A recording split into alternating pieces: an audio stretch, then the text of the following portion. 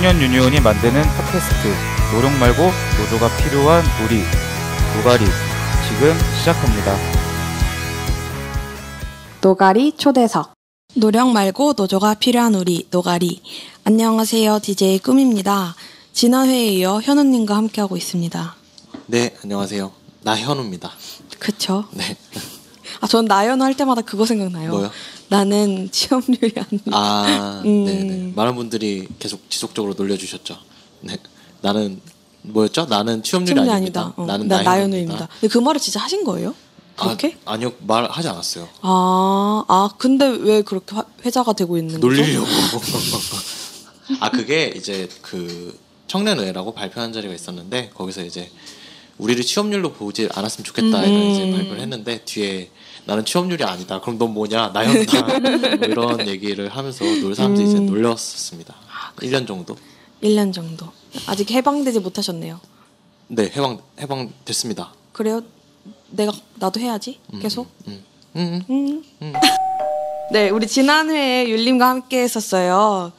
이번에는 율림의 음악 활동 이야기를 좀 더 자세하게. 음악 방송. 네, 와. 음악 방송.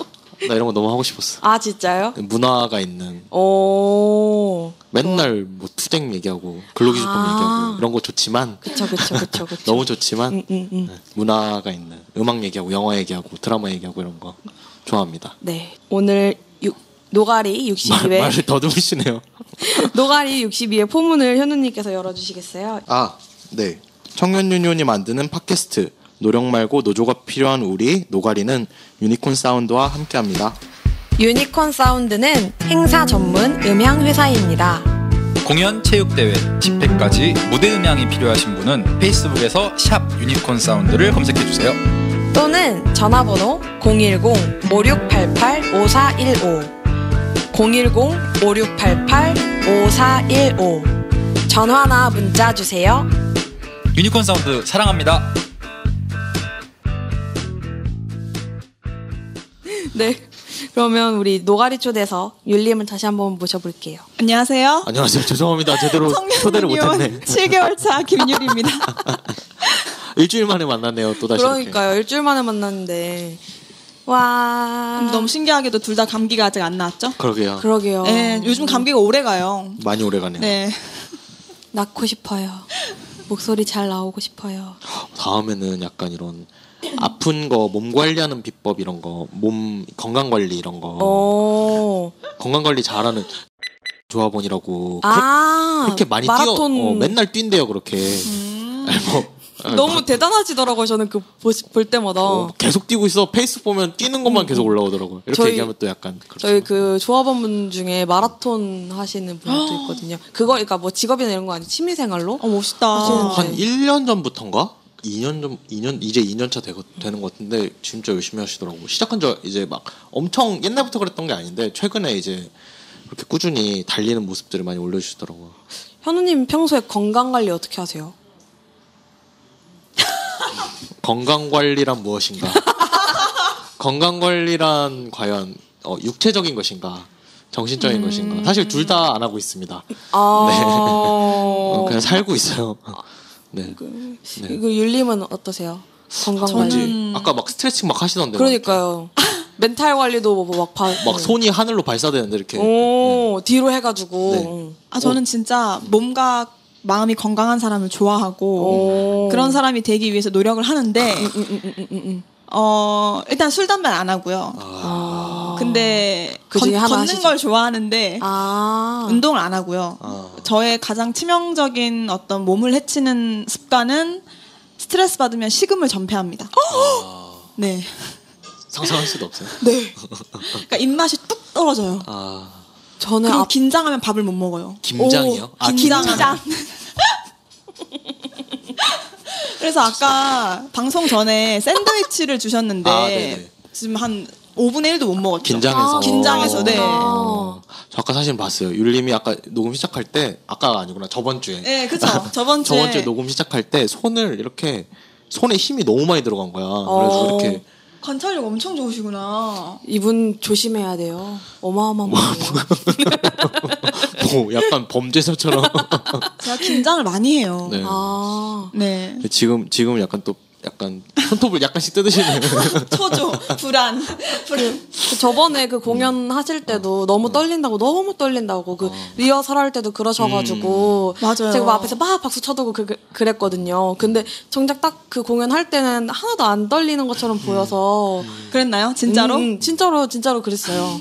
그래서 맞아. 오늘도 녹음할 때 떨린다고 생각 하나도 못했어요. 근데 사실 그때 긴장하셨다고 하셨는데 사실 필요한 긴장인 것 같았어요. 뭐냐면은 사람이 긴장을 하면 몸에 힘이 들어가고 목소리가 높아지잖아요. 근데 앞에 나오셔가지고 사람들 호응 이렇게 말 건네시고 노래 부르시고 이러는데 그 텐션이 높으니까 이렇게 분위기가 확 이렇게 올라가긴 하더라고요. 그쵸. 다행이네요. 그래서 그 긴장이 막 이렇게 긍정적 영향을 또 역시 미치기도 약간의 했다. 긴장은 저는 필요하죠. 무대 공포증이 있어요, 사실. 아 그래가지고 한 위인이야. 위인이 확실해. 아니 그래서 저는 한 20살, 21살 때는 막 버스킹도 많이 하고 행사도 많이 가고 그랬었는데 무대 그러니까 기본기가 없다 보니까 무대에서 어떻게 보면 내가 느끼기에 계속 좌절의 경험을 많이 하게 되는 거예요. 그러니까 만족도 안 되고 그러다 보니까 무대 공포증이 생겨버린 거죠. 그래서 그때 막 무대에 올라가는 게 싫고 막 사람들 눈빛이 싫고 막 그랬어요. 그래서 한 4, 5년 이렇게 무대를 그러니까 노래를 아예 안 했어요. 그냥 접었죠. 그냥 노래를 만들지도 않고 부르지도 않고 무대에 올라가지도 않고. 근데 그때 약간 연극을 좀 시작하고 그러다가 독립 영화도 한 편 찍게 되고 뮤지컬 동호회도 다니고 그러면서 점점 무대랑 친숙해지는 거예요. 위인이신데요? 무대 공포증이 있는데 뮤지컬을 하시고 연극을 하시고. 그러니까 약간 그런 거죠. 영화도 이렇게 찍고. 이렇게 그 글래디에이터 보면은 그 장군이 이렇게 그 권력 다툼에서 밀려난 다음에 검투사로 싸우다 다시 그 권력 다툼에 다시 돌아오잖아요. 음악계로 다시 돌아온 거지. 이렇게 상처받고 떠돌다가 다시 이렇게. 원래 나의 나의 길로. 근데 저는 내가 걸었던 길 중에 하나로. 그러니까 다시 그러니까 어떤 거창한 목적이나 이유가 있어서가 아니었고 그냥 하고 싶은 걸 하자라고 해서 한 건데 저는 연극을 배우면서 너무너무 좋았던 게 새로 태어난 기분이었어요. 그러니까 가만히 서 있는 법, 앉는 법, 밥 먹는 법 이런 걸 다 배우거든요. 그러니까 우리가 평소에 엄청나게 좋지 않은 자세로 있고 부산스러운 움직임이 많단 말이에요. 근데 그런 거를 다 배우게 되는 거예요. 근데 살면서 이런 걸 배울 경험 많이 없잖아요. 그래서 저는 내가 나중에 만약에 아이를 낳게 된다면 어릴 때 아이한테 연극 동아리 같은 걸 한번 시켜봐야겠다라고 느낄 정도로. 네. 아무튼 그러다가 문득 음악이 다시 하고 싶은 거예요. 그래가지고 이제 한 1년간 준비를 해서 나온 게 이제 작년 11월에 나온 낙엽만 굴러가도 까르륵이라는 앨범이죠. 낙굴까. 그래서 그 앨범은 여기 써 있어요. 낙굴까라고. 낙굴까이라고. 네, 줄여서 낙굴까. 이 사람 안 되겠네. 너무 좋았어. 줄임말이 귀에 쏙 들어. 낙굴까. 네, 그래서 그 노래가 한 17살 때부터 21살 때까지 지은 노래라서 다 약간 풋풋해요. 그러니까 왜냐하면 그 이후로는 안 지었어요, 노래를. 한 10년의 시간이 축적돼 있는 앨범이네, 이게. 그쵸. 그래서 좀 나이에 맞지 않게 교복도 입고 나이에 맞지 않게 너무 막 어리고 순수한 얘기를 했는데 네, 근데 꼭 그런 노래만 있는 건 아니더라고요. 들어보셨어? 당연하죠. 들었다니까요. 네. 저도 그 노래 너무 좋았어요. 새벽잔? 네. 맞아요. 예. 네. 아무튼 이거 뭔 말을 한 거지? 그래서 저는 그 오랜만에 음악을 하는 거기도 하고 또 제 실력에 대한 자신감이 없어요. 그래서 내가 감당할 수 있는 만큼만 하자라고 해서 딱 내가 감당할 수 있는 만큼의 그러니까 노래를 막 배우지도 않고, 그러니까 음악을 배운 적은 없었거든요. 그래서 그냥 했고, 그러면서 이제 한 120개 정도 CD 앨범을 만들어서 그 크라우드 펀딩으로 완판을 시키고, 조그만하게 또 쇼케이스를 매진시키고. 근데 이게 완판 매진이라 그러면 되게 대단해 보이는데요. 규모가 워낙 작아서 누구나 할 수 있는 것을 한 겁니다. 누구나 하면 나는 누구나가 아닌가? 아니, 저는 그 생각을 해요. 내가 앨범을 냈으니까 누구나 앨범을 낼 수 있다라는 생각을 해요. 그러니까 나란 사람이 했으니까. 네. 그 120개 완판됐을 때 기분 되게 좋으셨겠어요. 저는 사실 제가 떼진다 그러죠, 기분이. 저는 제가 왜 120개를 했냐면 네.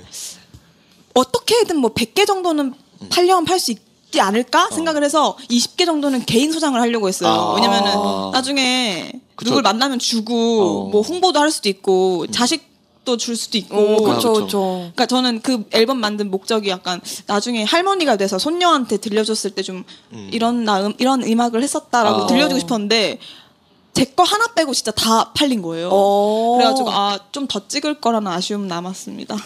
진짜 네. 아쉽네요. 그니까요. 이게 그러니까 또 여러분한테도 드릴 수 있는 거였는데 쨍그랑 지금 남은 게 없어요. 그래도 저는 그 전에 이제 버스킹하고 그런 거 자체가 되게 대단하다고 생각했었거든요. 왜냐면 제 꿈 중에 하나가 약간 버킷리스트 같은 것 중에 하나가 버스킹 공연을 해보는 거예요. 밖에서. 그래가지고 이렇게 그냥 일상처럼 위인을 보면서 꿈을 키우세요. 버스킹 할 수 있다. 내가 할 수 있으면 당신도 할 수 있다. 근데 저도 한번 해보긴 했는데 그게 진짜 기분이 좋더라고요. 잘 맞으셨나 보다. 버스킹? 저는 오히려 버스킹보다는 제가 하나의 주제로 기획을 해서 좀 기승전결이 있는 공연을 만드는 게 더 좋아요. 이렇게 실내 공연이 더 좋더라고요, 저는. 그러니까 버스킹은 마치 약간 좀 심하게 말하면 길에서 전단지를 나눠주는 거랑 비슷한 것 같은 거예요. 그러니까 누가 원하지도 않는데 내가 이거 한번 보세요라고 들어주는 건데 그래서 나는 사실 실력이 대단한 건 아닌데 그런 거보다는 그냥 내 음악을 좋아해주는 사람들 모아서 이렇게 오순도순 얘기하면서 하는 게 좋더라고요. 좋네요. 그러네. 이게 약간 밖에서 하게 되면은 이게 본인이 하고 싶은 음악, 나를 보러 온 사람들한테 음악하는 게 아니라 나를 어필하기 위한 음악. 그래서 오버하게 되고 그러니까 자기만 좀 갑자기 막 고음 막 올라가는데 막 픽살이라고 이런 게 다 이게 그리고 막 대중적인 노래만 선곡하게 되잖아요. 그쵸. 그래야지 사람들이 발걸음을 멈추니까. 네, 맞아요. 그러네. 버스킹의 약점이 있네. 작게라도 그 이런 공간을 빌려서 이렇게 공연을 해보는 것도 방법이죠. 그쵸. 그런 동아리도 많아요. 제가 이렇게 보여도 좀 낯을 가려서 이렇게 하니까 오늘 또 약간 상담소 같은 느낌인데 그래서 공연을 하고 싶다는 거죠. 지금 약간 나중에 멘토. 기획자로 모셔야겠어요. 저 그런 거 좋아합니다. 행사 스텝으로 해드릴게요. 저 사진도 잘 찍고 인포메이션도 잘하고 잡다한 일 되게 잘해요. 네. 현장형 전문가. 위인. 그 버스킹 제가 원래 좀 약간 의식의 흐름이에요. 아니요, 좋아요. 제가 궁금한 게 있는데 까먹어서 그랬어요. 네. 그러면은 그래도 나름 좋아했던 노래를 계속 했던 거잖아요. 근데 무대 공포증이 어떤 이유 때문에 찾아오게 됐을까요? 그런 여러 가지 이유가 있다고 생각하는데 제가 해석하기로는 일단 제가 한 18부터 한 22살 때까지는 약간 우울증을 앓고 있었어요. 한 5년간. 그러니까 매일매일 죽고 싶다. 5년? 네, 5년이면 죽고 싶다. 매일매일 쉬지 않고. 아마 그런 게 가장 큰 이유였을 거라고 생각하고 또 하나의 이유는 음악을 배워본 적이 없는데 기본기가 없으니까 계속 뭔가 내가 하고 싶은 대로 안 되는 거죠. 난 이만큼을 표현하고 싶은데 이만큼의 표현이 안 되고. 네. 내가 표현하고 증명하지 못하니까 사람들 반응도 미적지근하고 그런 것도 있었고 그 와중에도 좋아해주는 분들은 있었어요. 그러니까 이제 행사를 감사하게도 계속 할 수 있었는데 내가 나에 대한 자신이 없고 믿음이 없으니까 누군가 나를 좋아해줘도 의심하게 되는 거예요. 진짜 내 노래가 좋은가? 빈말인가? 네. 그러니까 그런 것들이 모든 게 다 복합적으로 와서 어느 날 무대에서 과호흡 증상이 오는 거예요. 과호흡? 과호흡. 과호흡. 제가 발음이 제가 사실 감기에 걸려서 귀가 안 좋아요. 제가 귀가 안 좋아서. 아니에요, 다들 괜찮아요. 네, 과호흡 증상이 오는 거예요. 그래서 숨을 계속 쉬는데 숨이 딸려요. 그래서 내가 이러다 죽겠구나 싶은 거예요. 무대에서. 그래서 너무 무서운 거예요. 공포스러워. 그때 22살 때. 그래가지고 울어버렸어요. 근데 나는 그게 너무 싫은 거예요. 내가 관객 앞에서 위로를 주진 못할 망정 울어버린 거잖아요. 그래서 그때 딱 그날 집에 돌아와서 나 음악을 안 해야지 이제.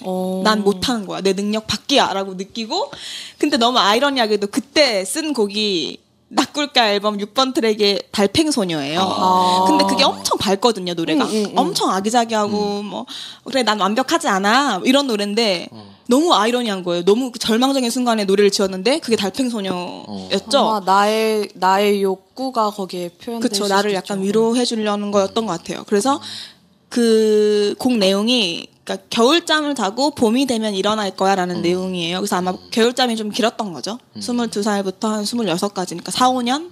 네.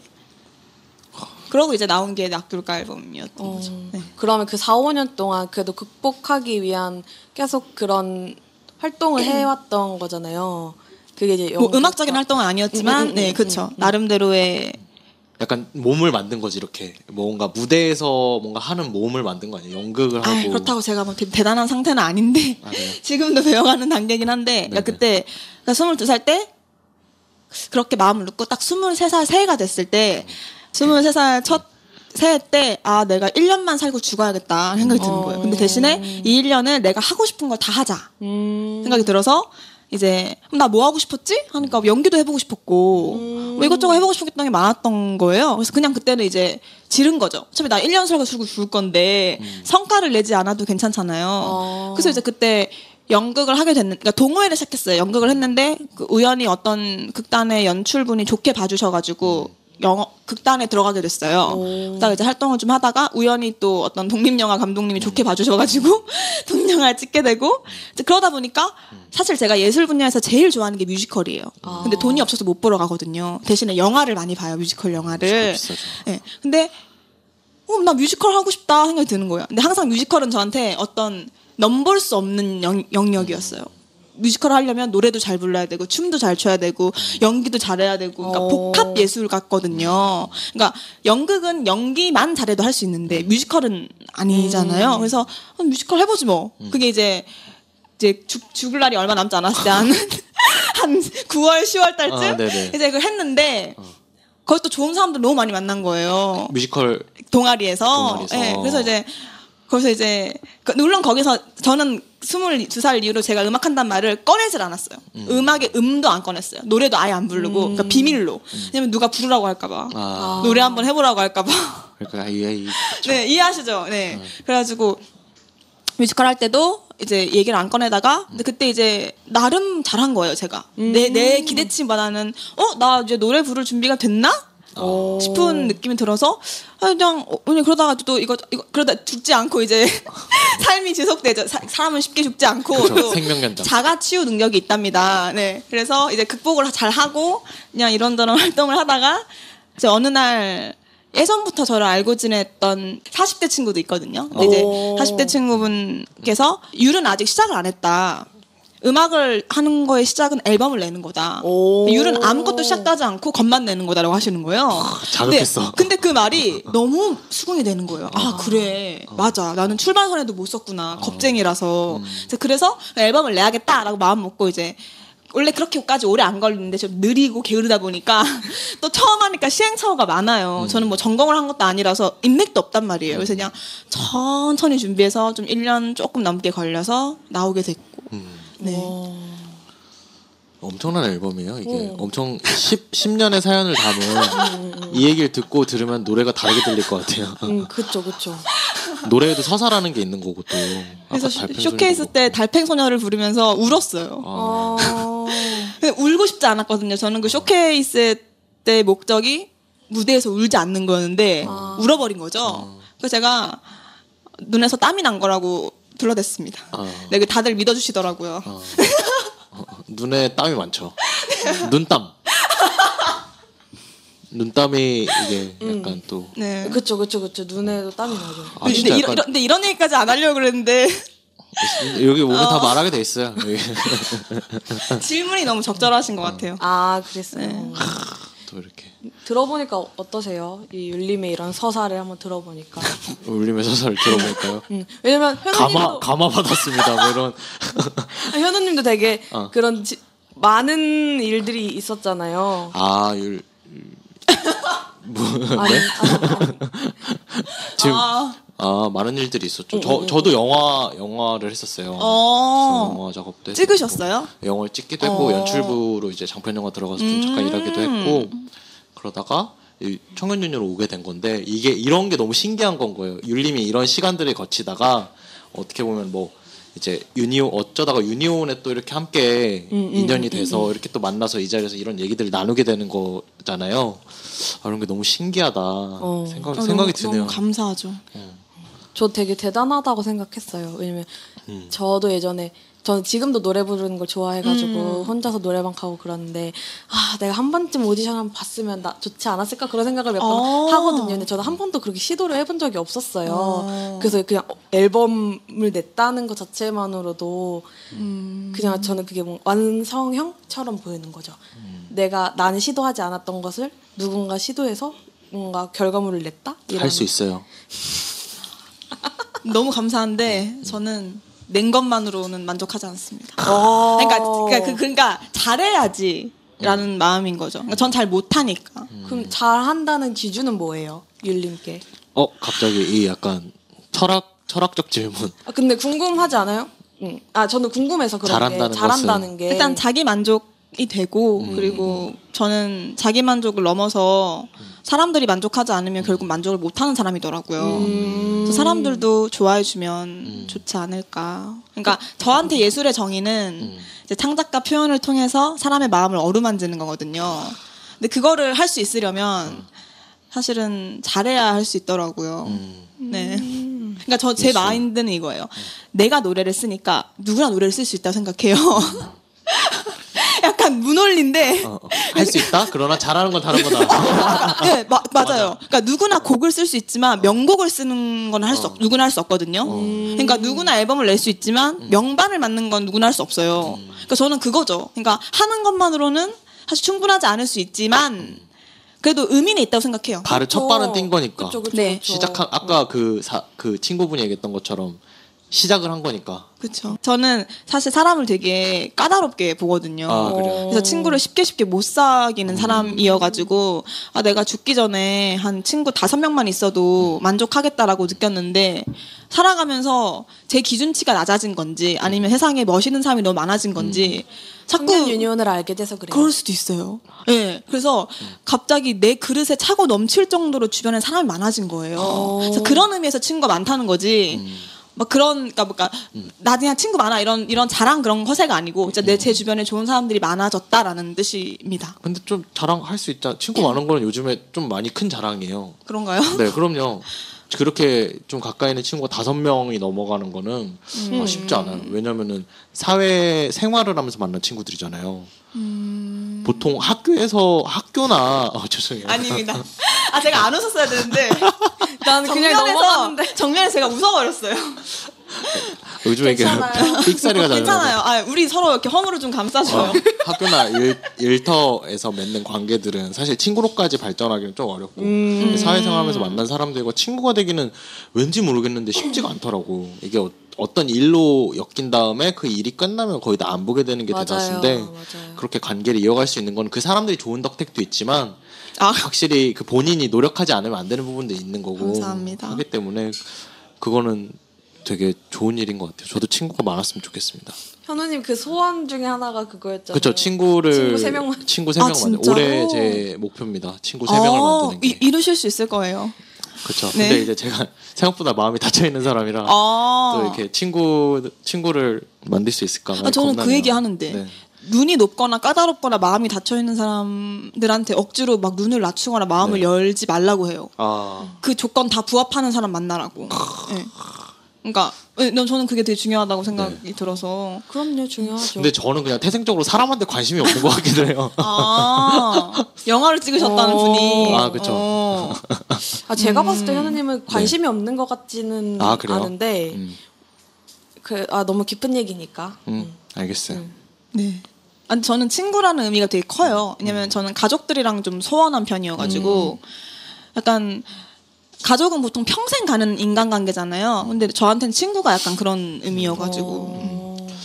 유니온 저는 근데 그건 있어요. 동료는 많다는 걸 알아요. 그러니까 친구라는 말보다는 좀 더 뭔가 뜻을 같이 하는. 좋다. 동료도 좋다. 그러니까 이렇게 친구는 너무 가까워. 약간 부담스럽고 동료가 딱 좋은 것 같아요. 뭔가 함께 뭔가 무슨 일이 생기면 가만히 안 있을 사람들.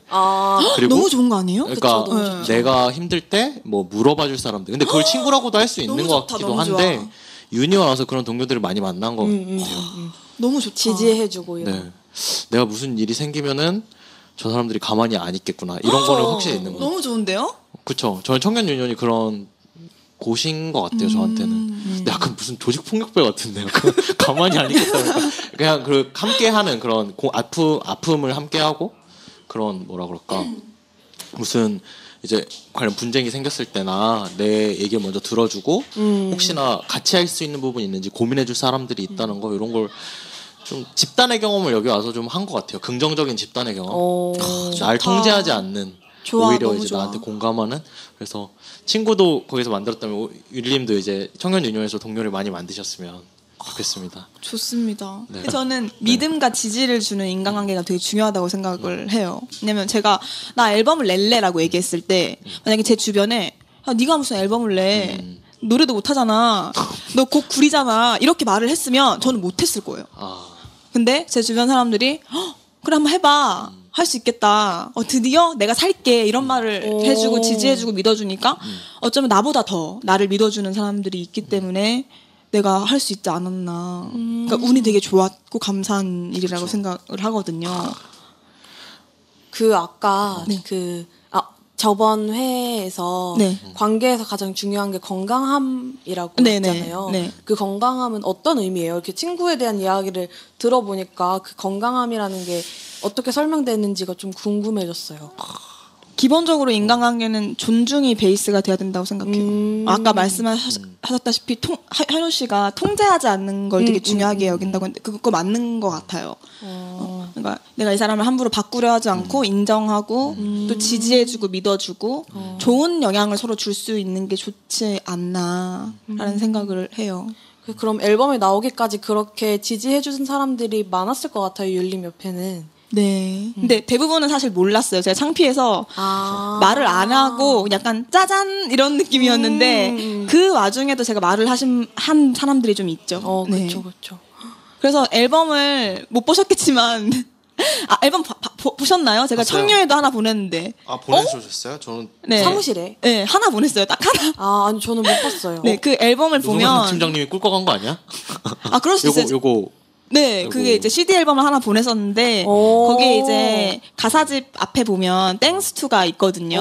거기에 이제 25인의 이름이 적혀 있습니다. 그분들이 저한테 직간접적으로 도움과 영향을 주신 분들인데 사실 그분들 중에 대다수는 내 이름이 여기 왜 있냐? 난 네가 앨범 내는지도 몰랐다. 이런 약간 블랙리스트 같은 느낌. 이런 분들도 많아요. 근데 사실 저는 직접적으로 도움을 안 받아도 그냥 지나가는 말로 나한테 해준 말들, 눈빛, 표정 이런 것들이 다 기억에 남아 있고 그게 또 나를 다시 형성하기 때문에 그래서 거기에 대한 감사함을 표했던 거죠.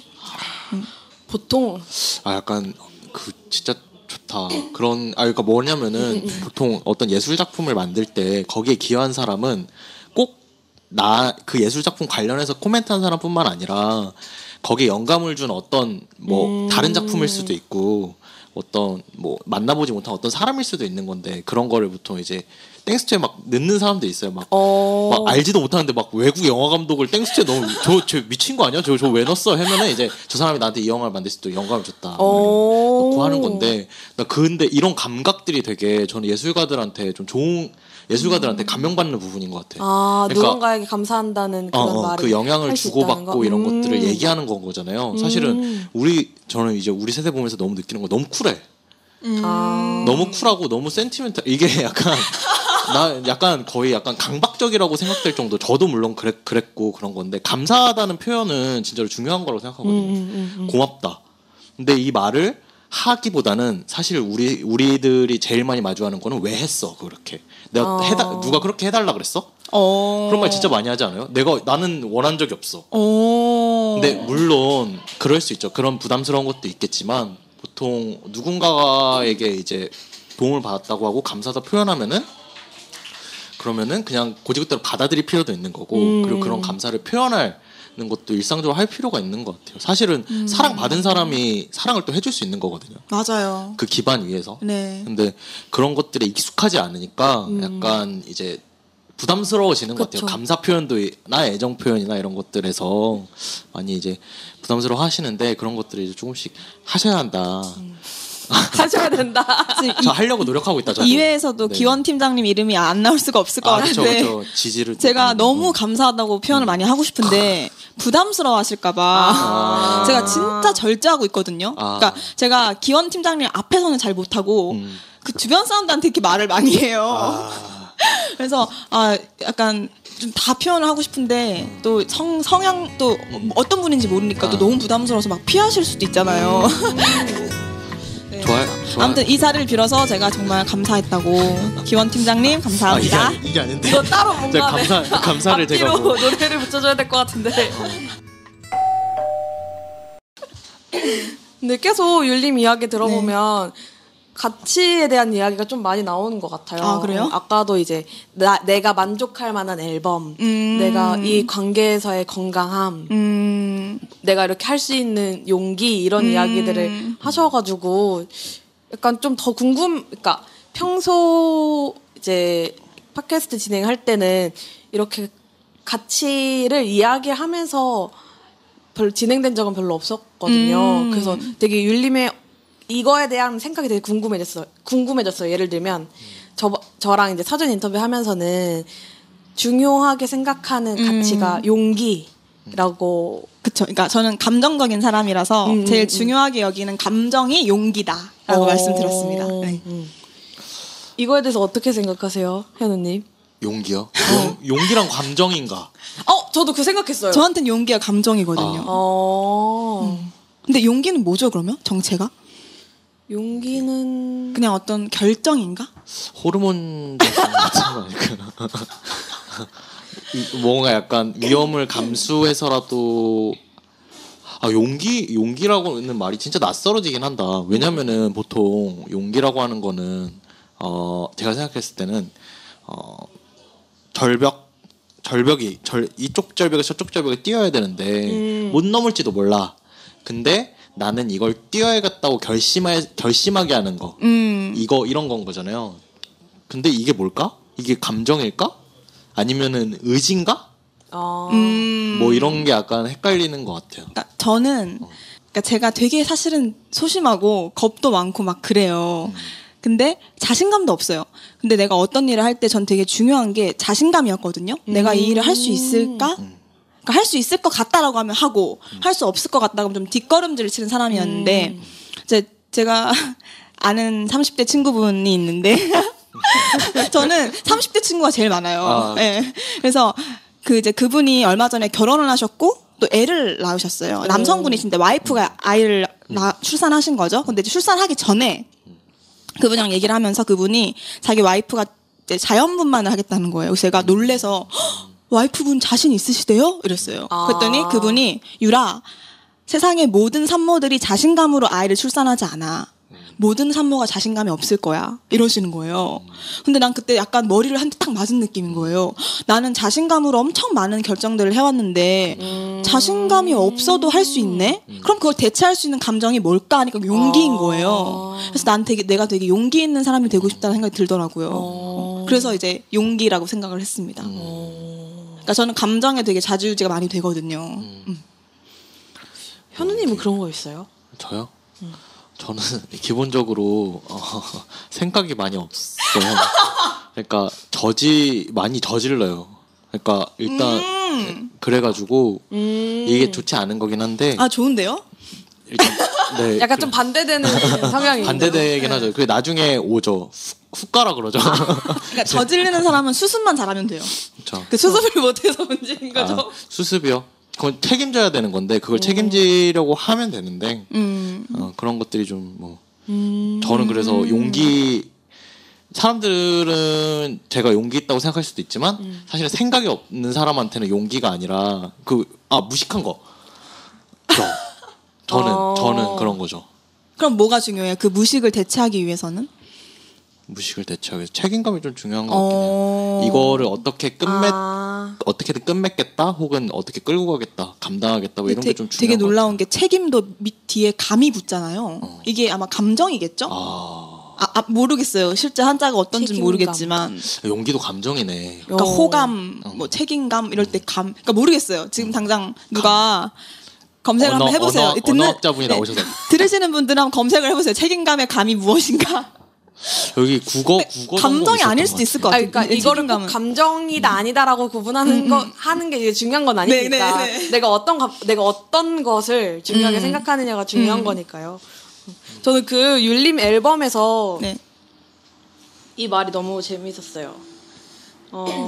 그 청춘의 운명. 거기 이제 그 부가 설명된 걸 보니까 청춘의 운명이라는 곡. 네, 청춘의 운명이라는 이번 트랙 곡. 청춘의 네, 운명. 이번 트랙 그 낯굴까. 네. 거기 보면 흔히 청춘이란 단어를 언급할 때 뒤따라오는 말들이 있습니다. 도전적인, 진취적인, 열정적인, 용감한 등의 수식어가 그러합니다. 하지만 살갗으로 느끼는 나의 청춘은 두렵고 우울하고 절망적이고 무기력한 수식어와 더 잘 어울렸습니다. 이러한 간극 속에서 어디에도 속하지 못한 채 고립되어 있던 시간을 담은 곡입니다. 네. 이게 전 너무 와닿았어요. 감사합니다. 제가 더 말을 해야겠죠? 그게 아니라 이거에 대해서 내가 더 말을 해야 되는데 와닿아서 지금 할 말을 잃었어. 네네 할 말을 잃었어요. 제가 생각하는 그 청춘의 운명의 그 곡의 좀 특이한 점은 저만 느낄 수 있는 건데요. 이게 굉장히 그러니까 이걸 썼을 때가 제가 20살 때였던 것 같아요. 근데 이때는 제가 감정 표현에 되게 서툴렀어요. 그래서 가사들이 보면 되게 담담해요. 그러니까 내가 왜 우울하고 왜 슬픈지 얼마나 힘든지 이런 거에 대한 설명이 없고 그냥 좀 덤덤하게 써내려가요. 그래서 후렴구도 아 나는 웃고 아 나는 우네 아 나는 울고 아 나는 웃네 딱 이렇게 끝나거든요. 관찰자. 그래서 서 있네. 서 있고. 그때 저의 딱 표현도 못했던 딱 20살 때 저를 담았던 곡이 아닌가. 이 곡 사실은 보면서 저도 약간 오래되지 않았지만 20살 이쯤 18, 19, 20살 이때가 떠오르긴 했어요. 저는 학교를 안 다녔거든요 그때. 학교를 안 다녔었는데 전 여기서 이제 이게 왜 그런지 방황하는 느낌인 거예요. 그냥 떠도는 느낌인데 이게 사실 삶에 뭐 누구는 목적이 있어서 살고 막 이런 얘기를 하지만 삶은 사실 살아있어서 사는 거잖아요. 맞아요. 그리고 더군다나 18, 19, 20살 때 학교를 나와서 사실 어떤 청소년이나 이런 사람들이 뭐 무슨 목표를 갖고 살겠어요. 그냥 사는 거죠. 그냥 뭐 밥 먹고. 근데 그렇게 떠돌아다니면 사람들을 만나고 이제 웃고 울고 이런 그냥 방황 이 떠도는 이 느낌 도시를 떠도는 약간 이미지가 있었던 것 같아요. 근데 이제 나약한 방황의 느낌인 거죠. 이렇게 방랑자라고 하면 뭔가 이렇게 뭔가 총을 하나 다 차고 뭐 이런 느낌이잖아. 대응할 준비가 돼 있고. 근데 그게 아니라 그냥 진짜 왜소한 어떤 영혼이 떠도는 느낌이 이제 되게 젊은 어떤 사람들에게 되게 공감이 많이 될 수 있는 가사가 아닐까 이런 생각을 했던 것 같아요. 첫 소절이 도입부가 알딸딸이 눈을 뜨니 오후 3시예요. 술을 먹은 거죠. 저 진짜 완전 공감했어요. 알딸딸이 눈을 뜨니 근데 이게 왜 하필 오후 3시냐면 저한테 가장 어중간한 시간이에요. 오후 3시가. 뭘 시작하기엔 약간 애매한 것 같고 그러니까 금방 해가 저물 것 같고 그렇다고 저녁도 아니고 맞아. 되게 애매해서 저는 그냥 오후 3시라고 그러니까 그런 곡이죠. 어떻게 보면은 오후 3시에 일어나면 뭘 해야 될까요? 밥을 먹어야죠. 사실 늦게 일어나는 건 중요하지 않은 것 같아요. 내가 늦게 일어나면 늦게 또 자면 되니까. 저? 오후 3시에 일어나면 평소에 뭐 글쎄요. 오후 3시에 일어나면 저는 항상 영화 보러 갔어요. 근데 오후 3시에 일어나지 않아도 영화 보러 가시지 않으세요? 제가 이 노래 어쨌건 이 노래 너무 마음에 와닿았던 게 그때 제가 밤에 잠을 못 잤어요. 네, 밤을 잠을 못 자서 너무 개인적인 얘기인데. 좋아요. 그래? 나만 당할 수 없잖아. 간단히 얘기하면은 제가 밤새 걸어 다녔어요. 거의 미친놈처럼 제가 서울 시내를 안 걸어가 본 데가 없어요. 서울로 발로 걸어갈 수 있는 데는 다 걸어갔어요. 그래서 밤새 걷다가 아침에 들어와서 자고 이쯤에 일어나서 영화 보러 갔어요. 영화 보러 가는데 저기 상암동 가면은 시네마테크가 있어요. 그 한국영상자료원이라고 거기 이제 지하에 영화관인데 공짜예요 영화가. 거기 가서 영화 한 편을 보고 이제 또 밤새 걷고 뭐 친구 만날 날 있으면은 이제 친구 만나서 술을 먹거나 뭐 얘기하고 약간 그랬었어가지고 3시에 일어나면 영화를 봤었죠. 왜냐면은 제가 그때 고모 집에 얹혀 살았었는데 아침 이게 고모 안 보려고 그러니까 그때 이제 약간 방황하는 청소년 약간 그랬었죠. 그 시간에 일어나면 고모도 딱 집에 없거든요. 고모부도 돌아오기 전이고 그때 딱 일어나서 밥 먹고 집을 나서는 약간 방황하는 청춘의 운명은 그런 거죠. 네, 청춘의 운명. 뭔가 현우의 운명을 들은 것 같은. 네, 제가 그렇게 살았어요. 근데 저도 그렇게 살았었던 적이 있어요. 저도. 아 그래요. 다들 이런 청춘의 운명을 따라가는군요. 그러니까 저는 잠이 안 오면 그때는 한창 술을 많이 마셨거든요. 그래서 혼자서 이제 술을 먹고 어떨 때는 그 왜 네 캔에 10,000원 있잖아요. 큰 거. 그걸 다 마셨어요. 새밤에. 그러고서 자고. 아침에 3시에 오후 3시에 일어나고. 그래서 느릿느릿 씻다가 밥 먹고 또 놀다가 또 할 게 없으니까 또 술 먹고. 제가 좀 심할 때는 일주일에 4-5번을 술을 먹었더라고요. 체크를 해보니까. 근데 이게 저도 방황의 시기였던 거죠. 잠이 안 오기도 하고 잠을 제대로 못 자기도 하니까. 그래서 저 이 노래가 얼마나 좋은 노래인가가 이 대화를 통해 증명된다고 생각합니다. 모든 사람들이 각자의 이제 경험을 이입하면서 얘기할 수 있는 노래. 그만큼 이제 사실 여기에서 꼭 들어보시면 좋겠다. 이 가사에서는 내가 잠을 못 잔다라는 말은 없잖아요. 그쵸. 근데 3시에 일어난다라는 하나로 다 알 수 있는 거죠. 그러니까 굉장히 잠을 진짜 많이 자거나 잠을 못 잤거나 진짜 많이 잘 수도 있죠. 무엇이 사실인가요?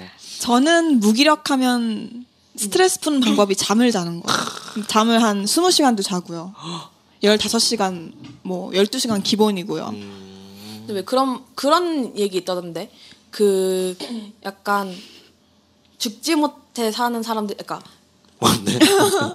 살기 싫어, 살고 싶지 않아 이렇게 진짜 무기력한 사람이 일어나고 싶지 않아서 계속 잔대요. 회피하려고 쉬워서 현실을 이제 회피하려고 계속 잔다고 하더라고요. 좀 술에 의존해서 잠을 자는 것도 그런 것랑 비슷한 맥락일 수 있죠. 이 현실을 맨정신으로 견디기 힘들기 때문에 셧다운이라고 해요. 셧다운. 네. 셔터를 내리는 거 계속. 문 열 시간인데. 오늘 영업 안 합니다. 오늘 영업 안 합니다. 그러니까 저는 스트레스 받으면 막 외부로 발산하는 사람이 아니고 내부적으로 파고드는 사람인 것 같아요. 그러니까 좀 밥을 안 먹고 잠을 자고 사람을 안 만나고. 겨울잠이라는 것도 아까 네, 달팽이소녀에 나왔던 겨울잠이라는 것도 그래서 네, 맞습니다. 저는 겨울이 되면 사람이 굉장히 보수적으로, 그러니까 보전적으로 바뀌어요. 자기 보전적으로. 그러니까 좀 수동적으로 바뀌는 거죠. 막 움츠려들고. 그러니까 겨울이라는 계절이 저한테는 되게 힘든 계절이에요. 버텨야 되는 계절. 왜냐면은 보일러비도 걱정이 되고 춥고 배고프고 이런 시기잖아요. 겨울은. 그래서 항상 겨울은 좀 움츠렸다가 이제 봄이 되면 뭔가를 시작하는. 네. 그래서 달팽소녀가 그런 뜻이죠. 그래서 그 곡이 저한테는 좀 슬픈 느낌인데 밝게 부르신. 네, 그냥 가사도 엄청 밝아요. 엄청 유치하고 귀엽고 아기자기하고 그렇습니다. 모순적인. 네, 그렇죠. 혹시 그 앨범 노래 중에 제일 애착 가는 노래는 어떤 노래예요? 10손가락 깨물어 안 아픈 손가락 있습니까? 있대요. 있어요. 그래? 어느 손가락이지? 청춘의 운명이에요. 네, 사실은 타이틀곡을 이 곡으로 하고 싶었는데 달팽소녀를 좋아해 주시는 분들도 많았고 그리고 달팽소녀가 내가 마지막으로 쓴 곡이고 또 그 곡 때문에 힘을 얻어서 낸 것 같기도 해서 이제 사실은 더블 타이틀로 하고 싶었는데 안 된대요. 그게 어떤 시스템 상에. 그래서 이제 달팽소녀가 타이틀이 됐는데 진짜 막상 딱 까고 보니까 청춘의 운명이 더 인기가 많더라고요. 그래서 역시 진짜 이 감을 믿었어야 됐나? 내가 너무 또 팔랑귀였나? 이 생각이 들었습니다. 네. 역시 이게 제일 반응이 좋군요. 청춘의 운명이. 그리고 나이대가 좀 있으신 분들은 새벽잔을 좋아하시더라고요. 왜냐면 그분들이 공감하시기에는 너무 앳되고 풋풋해서. 네. 그럴 수 있죠. 현우님 들으면서 무슨 노래가 제일 기억이 남았던가요? 저는 청춘의 운명이라고 아까 얘기했는데. 얘기했고. 얘기했어요? 네. 그런 것 같습니다. 그래요. 청춘의 운명이라고 얘기를 했고. 제가 새벽잔 얘기를 하시길 원하시는 거죠? 네, 노림수는 그거였는데. 저는 이렇게까지 곡에 대해서 길게 얘기를 나눌 줄 몰랐어요. 너무 감사하네요. 저희 문화가 있는 방송이에요. 감성파여서. 감사합니다. 이렇게 이야기를 하다 보면 청취자분들께서도 율림의 노래를 궁금해하시겠죠? 그렇죠. 아마도. 오늘 또 새로운 노래를 준비해 오셨다고. 네. 3, 4월쯤에 발매가 될 노래인데 이게 지금 한창 편곡을 작업하고 있는 노래라서 이 오늘 제가 들고 온 MR이 정식 MR이 아니에요. 그러니까 데모 버전이에요. 정식 MR은 새로 녹음을 하고 더 뭔가 베이스가 추가되고 막 이럴 건데 그래도 완곡은 할 수 있는 MR이 나왔고요. 그래서 이제 이거를 저도 사실은 연습을 많이 못했고 처음 하는 그러니까 아직 발매도 안 된 거니까 처음 알려드리는 거잖아요. 여러분이 처음 근데 또 들으시는 성유니까 그리고 제가 막 완벽한 모습을 보여드리는 사람도 아니고 이해해 주실 거라고 그럼요. 꼭 완벽하지 않아도 괜찮고. 꼭 이래놓고 잘하더라. 아니요, 제가 목감기가 걸려서 잘 못하는데 그래도 그러니까 저는 현실적으로 생각해봤어요. 내가 이 3, 4월에 싱글을 낸다고 해서 노래 부를 기회가 얼마나 주어지겠어요. 그래서 오늘 그래도 기회가 왔을 때 이 노래를 한번 들려드리면 좋지 않을까? 해서 제목은 좀 거창합니다. 가난은 언제부터 죄가 되었나? 해서 일명 가언죄. 가언죄. 되게 좋아하시네요. 가언죄. 그러니까 이 곡 소개도 처음 해봐요 지금. 그러니까 일반 그러니까 사람한테 처음으로 알려줘요 지금. 네. 그래서 이 노래는 제가 많이 고민을 한 주제 돈에 대한 이야기고요. 중요하죠. 네, 제가 많이 가난했고 가난 진행형이라서. 근데 가난에 대해서 얘기를 평소에 잘 못해요. 왜냐하면 주제가 너무 무겁기도 하고. 그렇죠.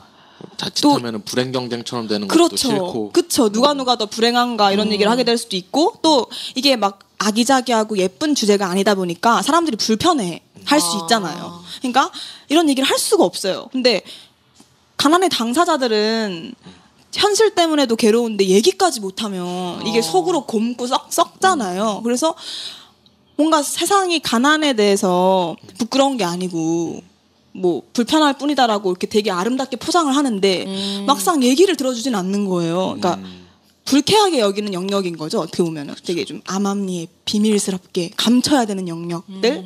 예. 그래서 이걸 꼭 노래로 만들고 싶다는 생각이 들었어요. 그러니까 저는 주제를 정하고 만든 곡이 처음이에요. 그러니까 그 전에는 그냥 이렇게 나오는 대로 노래를 했다면 이번에는 꼭 내가 이런 노래를 만들고 싶다. 목적의식을 가지고 만들었고 그런 곡입니다. 그래서 가난은 언제부터 죄가 되었나. 꼭 들어보고 싶네요. 네, 여러분 이 곡은 노가리 초대석이 끝나고 사연 있는 노가리가 끝나고 나서 마지막쯤에 들으실 수 있습니다. 네, 끝나실 때 듣고 딱 하시면 좋겠네요. 우리도 이제 마무리를 좀 해야 될 때가 왔어요. 벌써요? 네, 오늘 굉장히 많은 이야기를 했는데 간단하게 오늘 소감 한번 들어볼게요. 오늘 어땠는지. 오늘 녹음 어땠는지? 이런 게 처음인데 너무 재밌었고요. 그리고 송년회 때도 불러주셔서 너무 감사했는데 팟캐스트도 불러주셔가지고 내가 그때 망친 게 아니구나라는 걸 오늘 알았어요. 그러니까 어떻게 보면 잘 못했으면 안 불러주셨을 것 같은 거예요. 그래서 혹시 그 공연 끝나고 감사 인사 연락이나 이런 거 못 받으셨어요?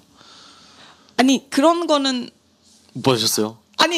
아니요 받았습니다. 받았어요? 아유 설마 안 했나 해서. 기원 팀장님이 이제 집에 갈 때 이렇게 배웅도 해주셨어요. 잘 들어가시라고. 네.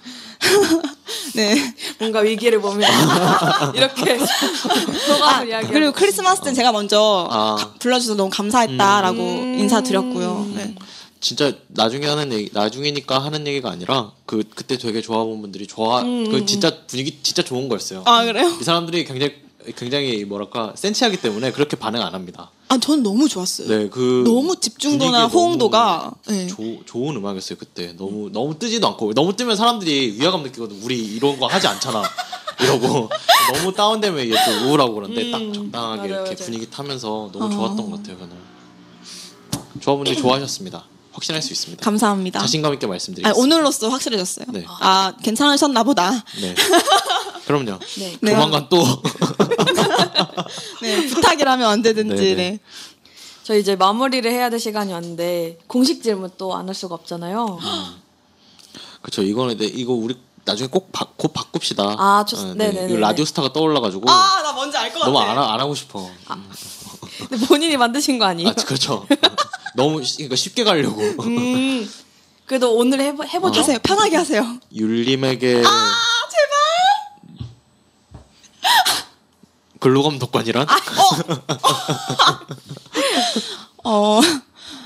경찰에 이거 해야 돼요? 근로 감독과 진짜 이거 맞아요? 이거예요 공식 질문이? 일단 하세요 답변. 근로감독관은 정말 감정 노동을 많이 하는 고생하시는 공무원들이라고 생각이 듭니다. 쫄면 안 된다. 예. 하지만 당당해야 된다. 당당해야 된다. 네. 율림에게 노동상담 팀장이랑 기원 팀장님 듣고 계시죠? 정말 감사했습니다. 은혜 갚도록 하겠습니다. 많이 갚으셨어요. 이제 그만 자유의 몸이 되셔도. 아니 그 병철 위원장님께서 네네. 그 청류 송년회 때 저한테 하신 말씀이 있어요. 오늘로써 빚을 많이 갚았는데 다 갚은 건 아니다.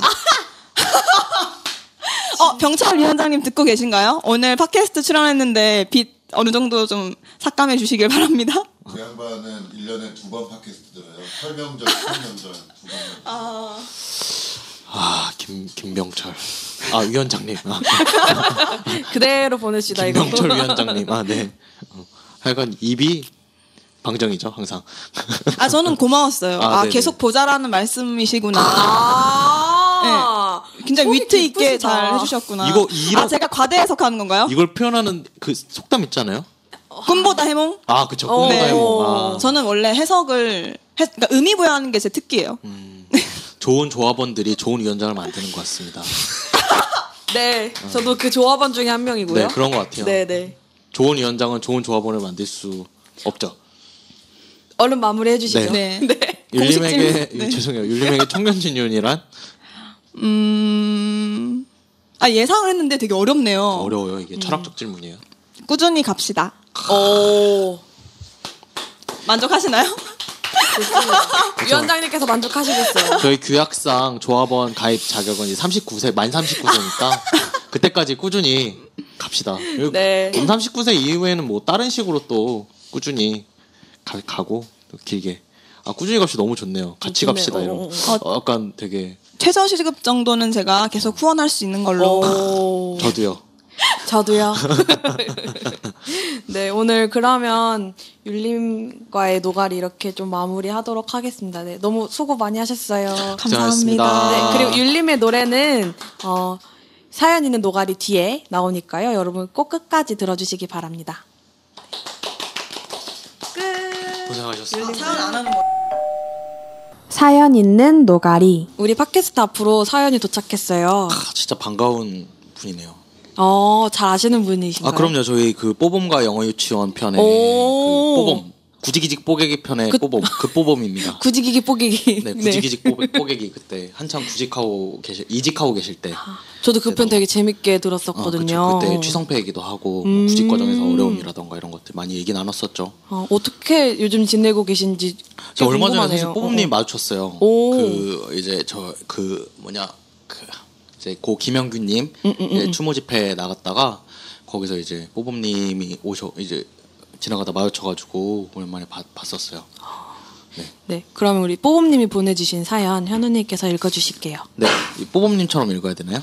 네, 뽀봄님이 만나면 저를 때릴 수도 있기 때문에 그냥 평범하게 읽겠습니다. 안전하게. 네. 안녕하세요, 노가리 청취자 여러분, 평안하신지요?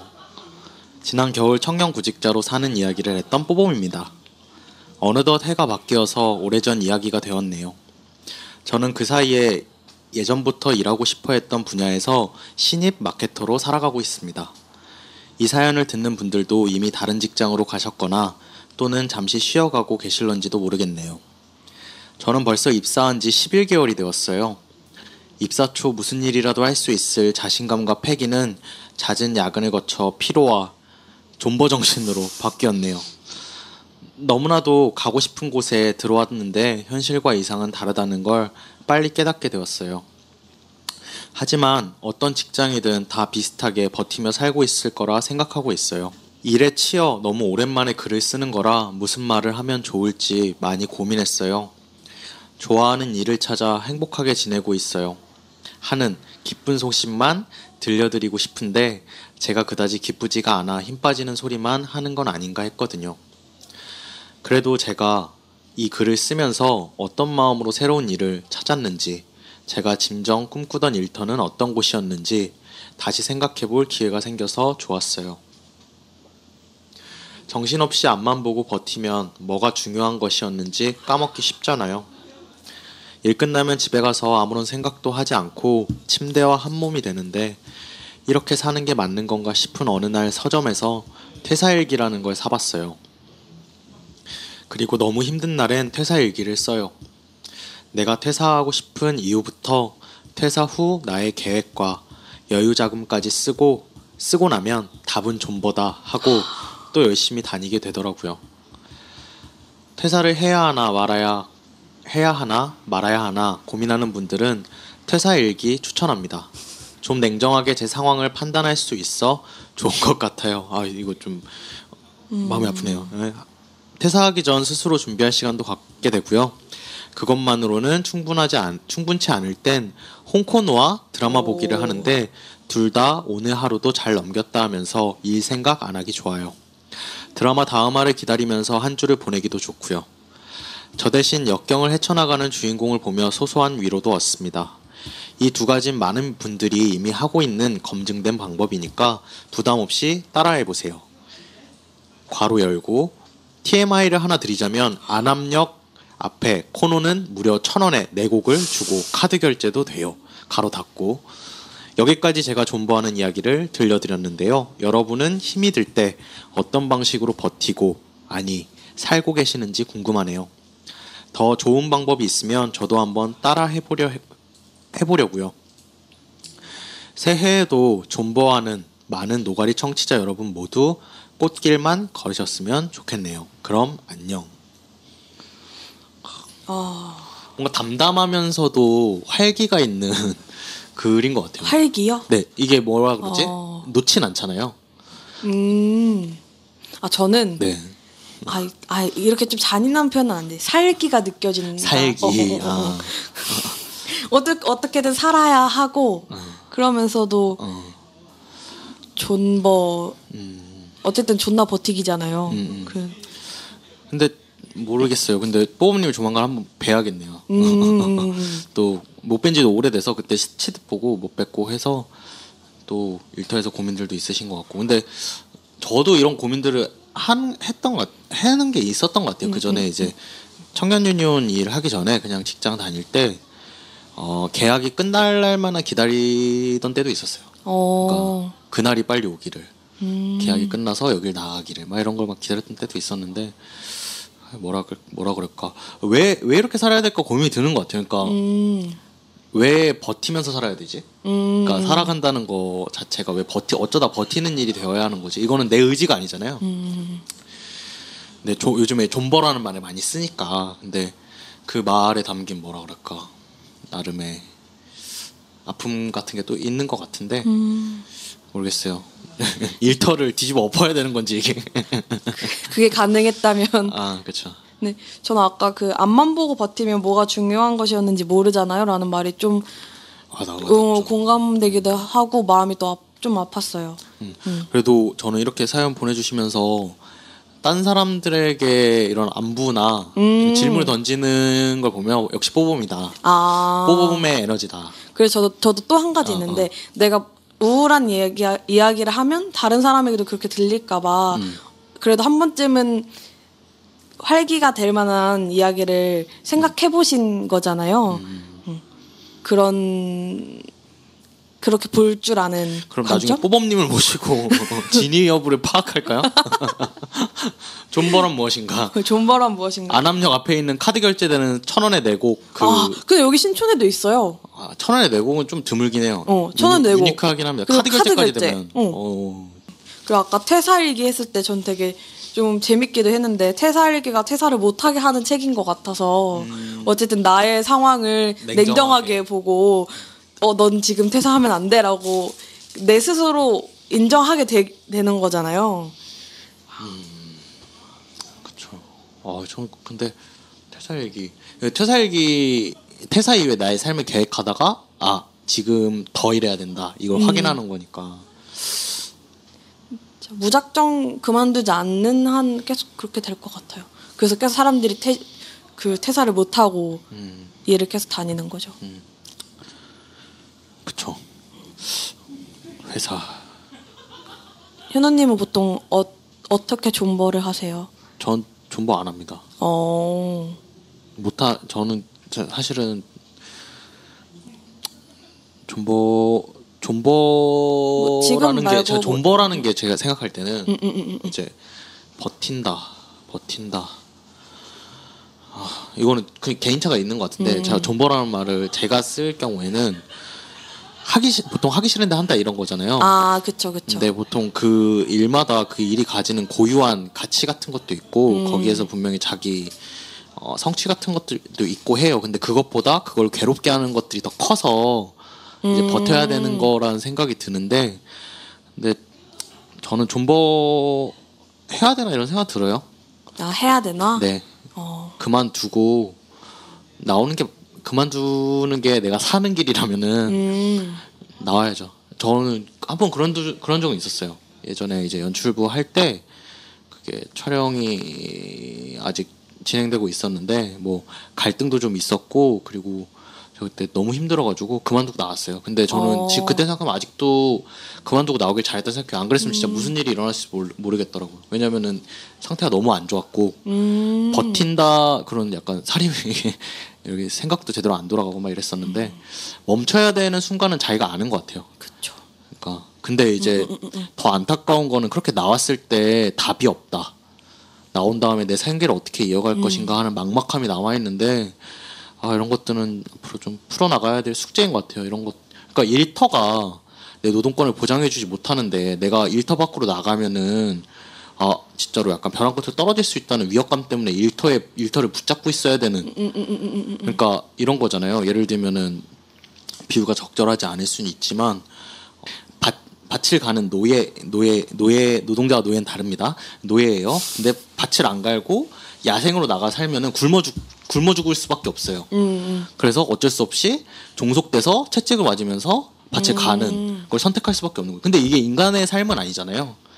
이렇게 돌아가는 게 문명 사회라고 볼 수도 없고, 근데 적절한 비유는 아니지만 어떻게 보면 한국 사회에서도 이런 일터 밖의 안전망을 충분히 만들 필요가 있다고 생각해요. 사람들이 일터에서 이렇게 그러니까 일터 밖에 나가더라도 살 수 있는 게 만들어져야 돼요. 그래야 다시 충전해서 일터 안으로 들어가던가, 일터들이 경각심을 가지고 저 사람을 잃지 않으려고 일터를 바꾸겠죠. 일터 밖은 지옥이고 일터 안은 전쟁터인데, 그래도 이게 유지될 수 있는 건 밖이 더 나빠. 그러니까 넌 여기 있는 게 나아라고 얘기할 수 있는 거잖아요. 밖을 좋게 만들어야 된다. 그래야지 일터를 만드는 사람들이 정신 차리고 제대로 돌아가게 만든다. 물론 이건 되게 이상적인 얘기고 속된 말로 쳐야죠. 뭐 어딜 쳐요? 물론 이런 잘못된 관행이나 이런 것들을 가만둬서는 안 되는 부분도 있고, 이게 문제인지 인식하지 못하고 있을 수도 있으니 그거 문제입니다라고 얘기도 해줘야 하고, 그런 활동들을 청년 유니온을 포함해서 이 사회에 이제 살아가는 사람들이, 모든 사람이 그래야 된다는 건 아닌데 이걸 청년 유니온 운동을 만들어가는 저희 같은 경우 이제 청년의 일터가 그렇게 변화할 수 있도록 저희가 할 수 있는 것들을 하나씩 해나가야죠. 예. 근데 진짜 뽀봄님께 당장 저희가 뭘 할 수 있을까, 이게 되게 고민되긴 하네요. 일단은 만나는 것부터. 그래도 버티고 계신 거니까 이게 힘내라는 말보다 뭔가 같이 응원. 또 너무 그렇게 이렇게 다운되면은 뽀봄님 별로 좋아하지 않으실 거예요. 그래요? 이거 잘라주세요 이거. 뽀봄님 화이팅. 우리 같이 살아봅시다. 함께합시다. 네, 한번 진짜 조만간 한번 보면 좋을 것 같아요. 네, 뽀봄님 뵌지 오래돼서. 네. 오늘 뽀봄님이 사연 보내주셨는데 마가 떴네요. 뽀봄님이 사연 보내주셨어요. 이렇게 이제 마무리를 해야 될 시간이 왔는데 지난 여태까지 녹음 현우님 좀 어떠셨어요? 오늘 녹음 아주 즐거웠습니다. 문화가 있는 감성 도 있었고, 울림이 어쨌건 이게 청년 유니온에 또 함께하게 된 새로운 동료잖아요. 그래서 앞으로 잘 청년 유니온 활동 같이 해나가면 좋겠다 생각이 들고, 아까 그 율림 음악을 좀 듣고 싶어 하는 분들이 계실 것 같아요. 오늘 이제 끝에 나갈 음악은 아직 미공개된 음악이고요. 이미 공개된 음원들이 있습니다. 이게 유튜브 들어가셔서 율튜브라고 있거든요. 유튜브 쳐보시면 거기에 이제 그 김율 조합원님의 이 노래 앨범이 있어요. 낙엽만 굴러가도 까르르 이게 있고요. 꼭 들어보시길 추천드립니다. 네, 센치해지기 좋아요. 또 듣기 좋고요. 네. 되게 분위기가 좀 다른 음악이어서. 근데 이걸 듣고 들으시면 노래들이 다 어쨌건 이렇게 마음을 많이 울리실 것 같아요. 이게 그 노래 쓴 사람의 서사를 들었잖아요. 그쵸. 아까 되게 어떻게 보면은 밝다고 했던 달팽소녀도 어떻게 보면 율림이 가장 힘들었을 때 만들었던 곡이다 이런 얘기 또 듣고 들으려고 하니까 아마 공감을 또 하시면서 들으실 수도 있지 않을까. 조만간 그리고 율림의 공연을 한번 또 어떻게든 잡아보는 걸 모색해야 되겠습니다. 네. 네, 한번 그래보죠 우리. 네네, 좋습니다. 그 소감 다 말씀하셨나요? 네. 오늘이 마지막일 수 있다는 일념으로 오늘도 열심히 녹음해 했고요. 지난번은 날다람쥐였는데 오늘은 그래도 좀 차분한 다람쥐였어요. 그럼요. 잘릴 수 있으니까요. 매 순간이 되게 아닙니다. 오늘 너무 네네. 출연해 주셔서 감사드려요. 네, 다음에 또 만나면 좋겠네요. 네. 오늘 출연해 주신 현우님 너무너무 감사드립니다. 저도 오늘 이제 목 상태가 안 좋았는데 ASMR로 청취자분들께서 좀 양해해 주시면 좋을 것 같아요. 오늘 노가리는 여기서 마무리하겠습니다. 노력 말고 노조가 필요한 우리, 노가리는 우리의 일상과 일터의 모든 이야기를 함께 나누려고 합니다. 노가리와 관련하여 의견 있으신 분은 yunicast@gmail.com으로 메일 주세요. 감사합니다. 감사합니다.